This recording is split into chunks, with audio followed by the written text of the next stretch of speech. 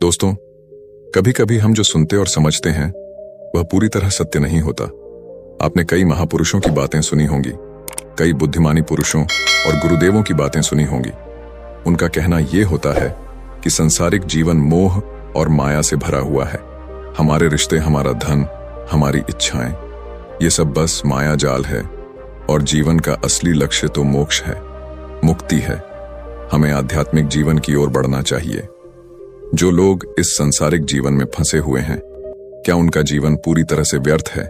किसी को अपने माता पिता के लिए धन कमाना है तो कोई अपने परिवार को सुखी देखना चाहता है, कोई अपने बच्चों की चिंता में दुखी है तो कोई अपने लिए कुछ करना चाहता है, नाम कमाना चाहता है, कोई अपने प्रेमी को पाना चाहता है, कोई बड़ा आदमी बनना चाहता है तो कोई राज करना चाहता है, कोई साधारण जीवन जीना चाहता है।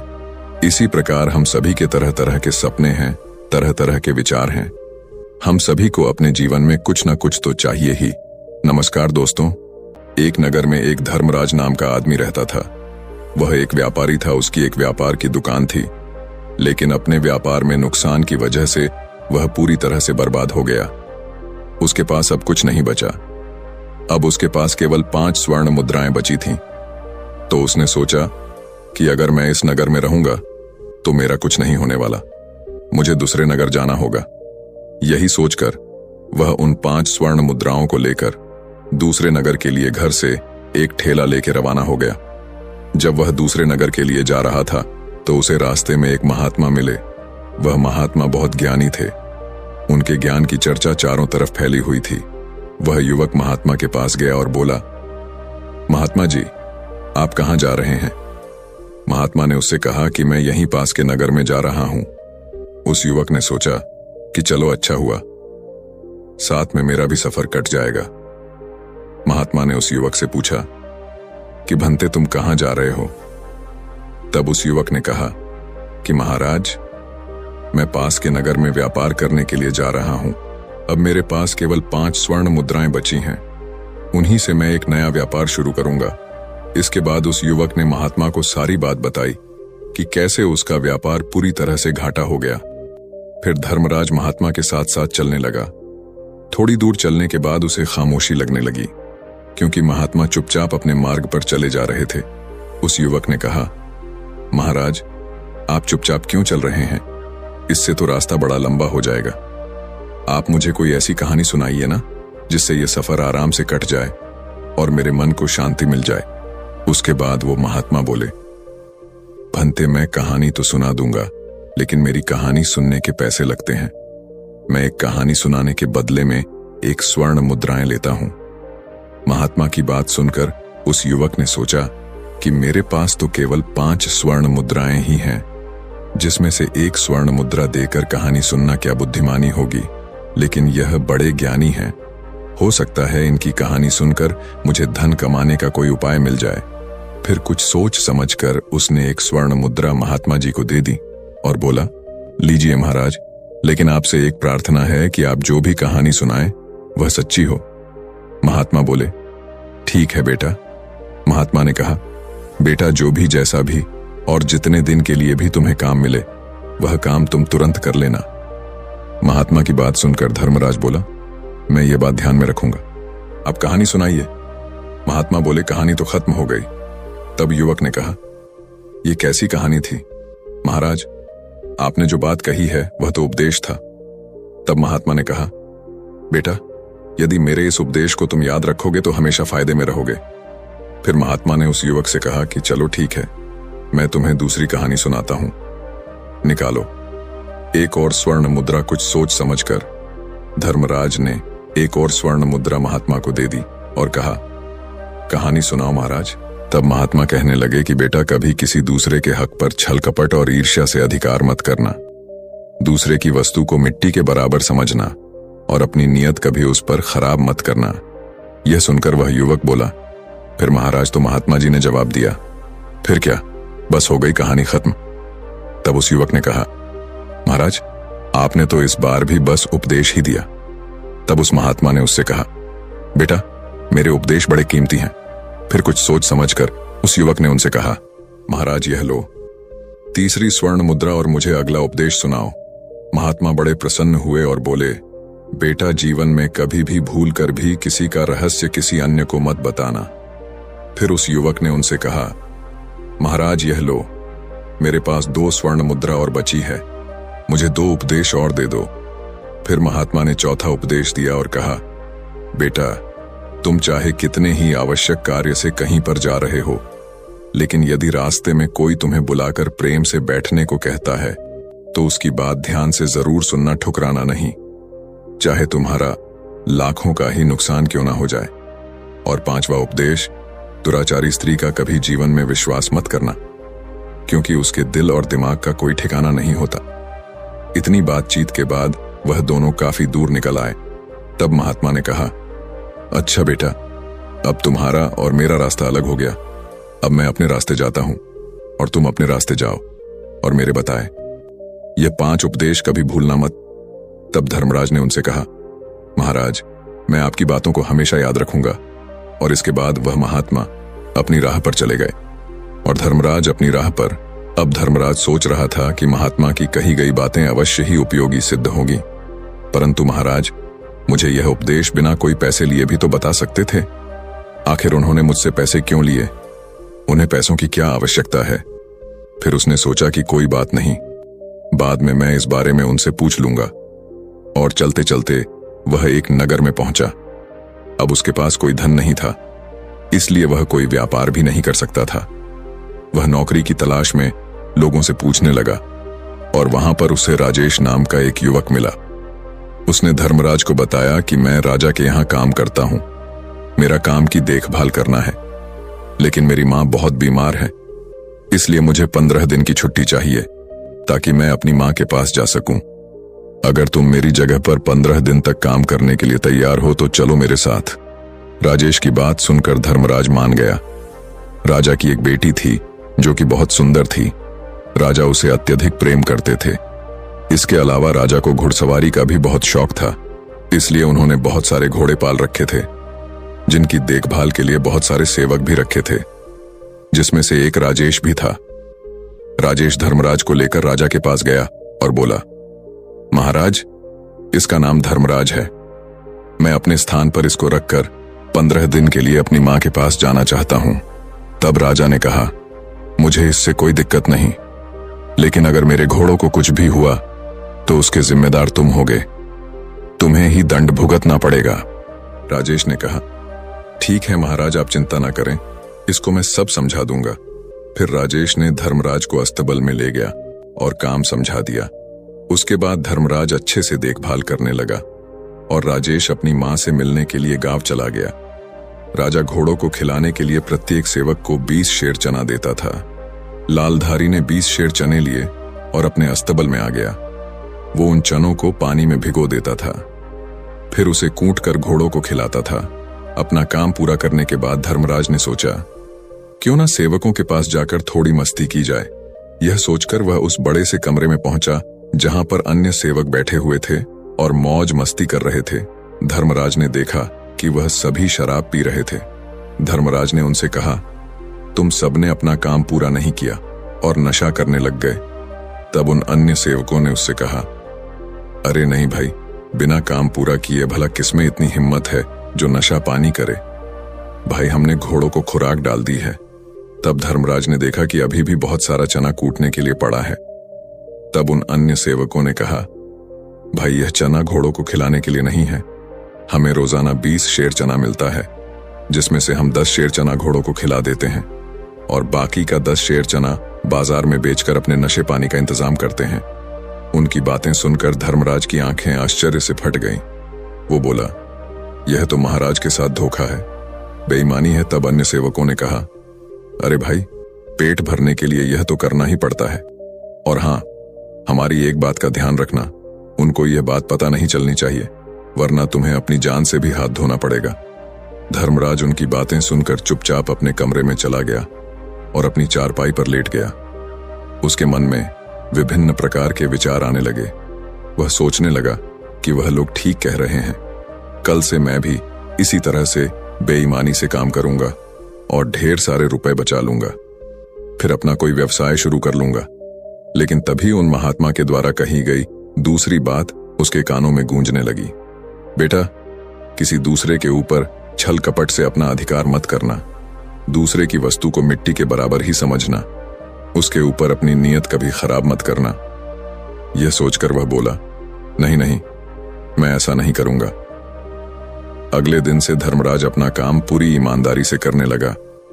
उसकी अच्छी देखभाल से उसके घोड़े 1 महीने के भीतर ही अस्तबल के सबसे सुंदर और तंदुरुस्त और ताकतवर घोड़े बन गए। एक दिन दरबार में राजा ने अपने मंत्री से कहा, मंत्री जी, बहुत दिन हो गए, मैंने अपने प्रिय घोड़ों को नहीं देखा। आप सेवकों को यह कह दो कि वह सब अपने घोड़ों को लेकर शाही मैदान में आ जाए। मैं कल अपने घोड़ों को देखना चाहता हूं। अगले दिन सुबह धर्मराज सहित सभी सेवक अपने अपने घोड़ों को नहला धुलाकर शाही मैदान में पहुंच गए और महाराज सभी घोड़ों का निरीक्षण करने लगे। महाराज ने देखा कि उनके सभी घोड़े बिल्कुल अस्वस्थ दिख रहे हैं। यह देखकर महाराज को बड़ा ही क्रोध आ रहा था। उन्होंने मंत्री से कहा, मंत्री जी, हमारे सारे घोड़े तो बहुत सुंदर और ताकतवर थे, यह इतने अस्वस्थ और बीमार कैसे हो गए? तभी मंत्री ने कहा, महाराज, मुझे लगता है सभी सेवकों ने इनकी देखभाल अच्छे से नहीं की। इसके बाद राजा आगे बढ़े तो उन्होंने देखा कि धर्मराज के घोड़े ही स्वस्थ और तंदुरुस्त हैं। यह देखकर राजा की आंखों में चमक आ गई और धर्मराज से बोले, तुम कल राजमहल में आओ, मुझे तुमसे कुछ बात करनी है। राजा का आदेश पाकर अगले दिन धर्मराज राजमहल पहुंचा। राजा ने उससे पूछा, सेवकों के घोड़े इतने अस्वस्थ क्यों हैं, जबकि सबको एक सा भोजन दिया जाता है, सबकी एक सी देखभाल होती है? तब कुछ सोच समझकर धर्मराज ने कहा, महाराज, मैं तभी जवाब दे सकता हूं जब बाकी सभी सेवक यहां पर मौजूद हों। इसके बाद राजा ने कहा, ठीक है, सभी सेवकों को यहां पर बुलाया जाए। राजा की आज्ञा पाकर सभी सेवक वहां पर आ पहुंचे। तब राजा ने कहा, अब बताओ। धर्मराज ने कहा, बात यह है महाराज कि यह सभी सेवक बड़े बेईमान और धोखेबाज हैं। आपकी आज्ञा यह थी कि सभी घोड़ों को 20 शेर चना खिलाना है, लेकिन यह लोग केवल 10 शेर चना ही घोड़ों को खिलाते थे और बाकी का 10 शेर चना बाजार में बेच देते थे। लेकिन मैंने ऐसा नहीं किया। मैंने 20 शेर चना रोजाना घोड़ों को खिलाया है, इसीलिए मेरे घोड़े सुंदर, तंदुरुस्त और ताकतवर हैं। धर्मराज की बात सुनकर महाराज को क्रोध आ गया। तब बाकी के सेवकों पर चिल्लाते हुए बोले, धोखेबाजों, क्या यह बात सच है? जवाब दो, वरना मैं तुम्हारी गर्दन अभी धड़ से अलग कर दूंगा। राजा का क्रोध देखकर सभी सेवक डर के मारे कांपने लगे और बोले, क्षमा करें महाराज, क्षमा करें, हमसे गलती हो गई। हम विश्वास दिलाते हैं कि अब कभी ऐसी गलती दोबारा नहीं होगी। तब धर्मराज कहता है, महाराज, मैं आपसे यही कहना चाहता हूं कि इस बार आप इन्हें क्षमा कर दीजिए। धर्मराज के कहने पर महाराज ने उनको माफ कर दिया और धर्मराज से कहा, मैं आज से तुम्हें अस्तबल का मुख्य निरीक्षक घोषित करता हूं। आज से तुम्हारा काम इन सभी की हरकतों पर निगरानी रखने का होगा, जिसकी पगार में तुम्हें 500 स्वर्ण मुद्रा मिलेंगी और साथ ही भोजन और रहने का स्थान भी मिलेगा। यदि इनमें से अब की बार कोई मुट्ठी भर चना भी गायब करे तो इसकी सूचना मुझे देना। राजा ने धर्मराज को एक अंगूठी दी और कहा, तुम इस अंगूठी को दिखाकर बिना किसी रोक टोक के मुझसे मिलने राजमहल में आ सकते हो। इसके बाद धर्मराज के सभी सेवक महल से बाहर आ गए। तब धर्मराज सेवकों से कहता है, भाई, इस बार तो मैंने तुम्हें बचा लिया, लेकिन अगली बार तुमने कोई गड़बड़ी की तो तुम्हें कठोर दंड मिलेगा। तब यह सुनकर सभी सेवकों ने एक साथ कहा कि नहीं सरकार, अब कोई गड़बड़ी नहीं होगी। उस दिन के बाद से फिर किसी सेवक ने कोई भी बेईमानी नहीं की और पूरी ईमानदारी से अपने काम में लग गए। इसका परिणाम यह हुआ कि जल्द ही सारे घोड़े तंदुरुस्त और स्वस्थ दिखाई देने लगे। यह देखकर राजा भी बड़े प्रसन्न हो गए। कुछ ही दिन बीतने के बाद राजेश भी अपने गांव से वापस लौट आया। उसने जब घोड़ों को देखा तो वह हैरान रह गया, क्योंकि सब घोड़े बड़े ही सुंदर और ताकतवर नजर आ रहे थे। तभी बाकी सेवकों ने राजेश को घेर लिया और सारी कहानी सुनाई कि किस तरह धर्मराज ने बेईमानी पकड़ ली और खुद मुख्य निरीक्षक बन गया। उनकी बात सुनकर राजेश ने कहा, अब मैं वापस आ गया हूं, तुम लोग चिंता मत करो। इसके बाद राजेश अपने कमरे में चला गया। उसने देखा कि कमरा बहुत साफ सुथरा था। इसके बाद वह एक तरफ अपने बिस्तर पर लेट गया। धर्मराज उसको देखकर बड़ा खुश हुआ और उससे बोला, राजेश भाई, तुम कब आए? राजेश ने कहा, मैं अभी कुछ देर पहले ही आया हूं। इसके बाद दोनों आपस में बात करने लगे। तब धर्मराज ने सारी घटना बताई जो राजेश पहले से ही जान चुका था। इसके बाद दोनों ने भोजन किया और अपने अपने बिस्तर पर लेट गए। राजेश को नींद नहीं आ रही थी, बिजली कड़क रही थी और इधर राजमहल में राजकुमारी को नींद नहीं आ रही थी। वह अपने कमरे में इधर उधर घूम रही थी। फिर उसने अपने कमरे के एक तख्ते को हटाया जिसके नीचे एक गुप्त रास्ता था। वह तुरंत उस गुप्त रास्ते की सीढ़ियों से नीचे उतरने लगी। उधर तेज बिजली कड़कने की आवाज सुनकर धर्मराज की नींद खुल गई। वह कमरे के बाहर खुली हवा में निकल गया। एक लकड़ी का तख्ता एक तरफ हटा, उसमें से राजकुमारी निकलकर बाहर आई। असल में यह उसी गुप्त रास्ते का दूसरा हिस्सा था जो राजकुमारी के कमरे से लेकर राजेश के कमरे तक खुलता था। इस गुप्त रास्ते से राजकुमारी निकली और देखा तो राजेश कमरे में अकेला सो रहा था। उसने राजेश को उठाने लगी। राजेश घबराकर उठ गया और बोला, राजकुमारी, तुम इस समय यहां क्यों आई हो? जल्दी वापस लौट जाओ, यहां पर धर्मराज है। राजेश ने देखा कि धर्मराज कमरे में नहीं है। राजकुमारी बोली, कौन धर्मराज? राजेश ने राजकुमारी को धर्मराज के बारे में सब बता दिया। असल बात यह थी कि राजेश और राजकुमारी का प्रेम प्रसंग चल रहा था जिसके बारे में किसी को कोई सूचना नहीं थी। राजकुमारी ने कहा, तुम चिंता मत करो राजेश, मेरे रहते हुए तुम्हें कोई नीचा नहीं दिखा सकता है। तुम कल सुबह देखना कि मैं उसे कैसे मजा सिखाती हूं। इधर जब धर्मराज कमरे में वापस लौटा तो कमरे के भीतर से आवाजें आ रही थीं। आवाजों को सुनकर वह हैरान रह गया और अपने कमरे के बाहर खड़ा होकर सोचने लगा कि इतनी रात में राजेश किस स्त्री से बातें कर रहा है। दरवाजा बंद था, इसलिए धर्मराज ने भीतर की तरफ झांका और राजकुमारी को देखकर वह हैरान रह गया और सोचने लगा, हे भगवान, यह मैं क्या देख रहा हूं? इतनी रात को राजकुमारी सेवक राजेश के साथ क्या कर रही है? मुझे इसी समय महाराज को यह खबर बता देनी चाहिए। यह राजेश तो महाराज की पगड़ी उछालना चाहता है। तभी उसके कान में महात्मा की कही गई बात गूंजी, बेटा धर्मराज, किसी का रहस्य किसी दूसरे को मत बताना, वरना खुद ही मुसीबत में फंस जाओगे।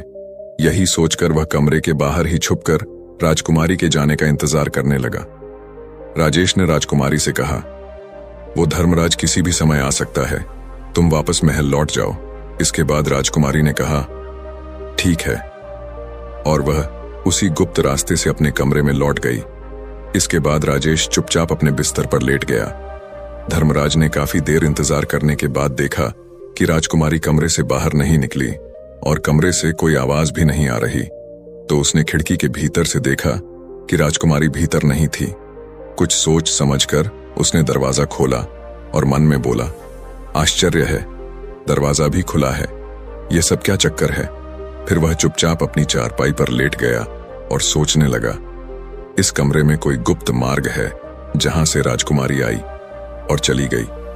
फिर उसने कहा, कल सुबह मैं इसका पता लगाऊंगा। दूसरी तरफ राजकुमारी अपने कमरे में पहुंच गई और अगली सुबह राजकुमारी जोर जोर से चिल्लाने लगी, बचाओ बचाओ, मुझे बचाओ। राजकुमारी की चीख सुनकर राजा दौड़े दौड़े आए और बोले, क्या हुआ बेटी? तो राजकुमारी ने झूठे आंसू बहाते हुए कहा, पिताजी, आपके अस्तबल का मुख्य निरीक्षक अभी अभी मेरे कमरे में आया था। वह मेरी इज्जत लूटना चाहता था, लेकिन जब मैं चीखने लगी तो वह खिड़की कूदकर भाग गया। राजकुमारी की बात सुनकर राजा बहुत क्रोधित हो गया और बोला, उसकी इतनी हिम्मत, आखिर वह भीतर घुसा तो गुस्सा कैसे उसे कठोर दंड दिया जाएगा। फिर राजकुमारी ने कहा, पिताजी, उसे कठोर दंड से काम नहीं चलेगा, मुझे उसका सिर चाहिए, वरना मैं भोजन नहीं करूंगी। राजा ने कहा, बेटी, तुम्हारी इच्छा अवश्य पूरी होगी। इसके बाद महाराज वहां से चले गए। राजकुमारी ने सोचा, मेरी इच्छा तो बड़ी जल्द ही पूरी हो गई, अब मेरे और राजेश के बीच का कांटा समाप्त हो जाएगा। इसके बाद राजकुमारी आराम से अपने कमरे में लेट गई। उधर राजा को नींद नहीं आ रही थी।